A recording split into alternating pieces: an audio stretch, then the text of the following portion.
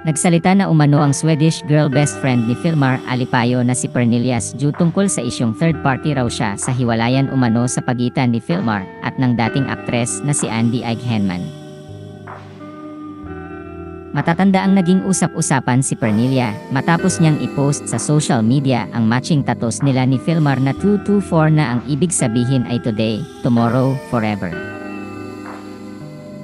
Kasunod nito ay ang sunod-sunod na mga post ni Andy sa Instagram stories patungkol sa isang friend.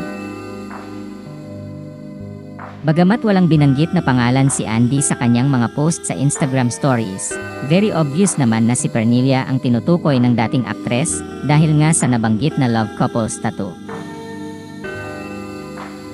Nagbigay umano ng reaksyon ang Siargao-based Swedish marine photographer tungkol sa issue sa pamamagitan ng Instagram account na @perneliasju_. Sa naturang pahayag, iginiit umano niyang tao lamang siya at nasasaktan din. Umapela rin umano siya sa publiko na sana raw ay maging kinder sa isa't isa at huwag munang humusga nang hindi pa nalalaman ang buong istorya. Saad niya, I just don't understand why some people have so much hate in their minds and bodies. I hope that if you ever make a hurtful comment, you can still sleep peacefully at night and smile knowing you've caused someone pain. I'm still human din naman. I still feel hurt, and when it's too much, it cuts deep. I hope you never become the reason someone cries themselves to sleep or questions their worth, asking why they weren't good enough. We're all going through something.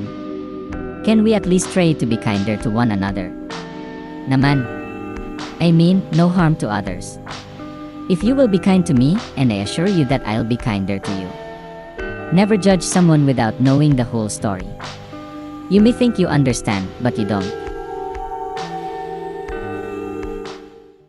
Binasag ng aba ni Pernelia ang kanyang katahimikan matapos malink sa usap-usapang hiwalayan nina Andy at Filmar.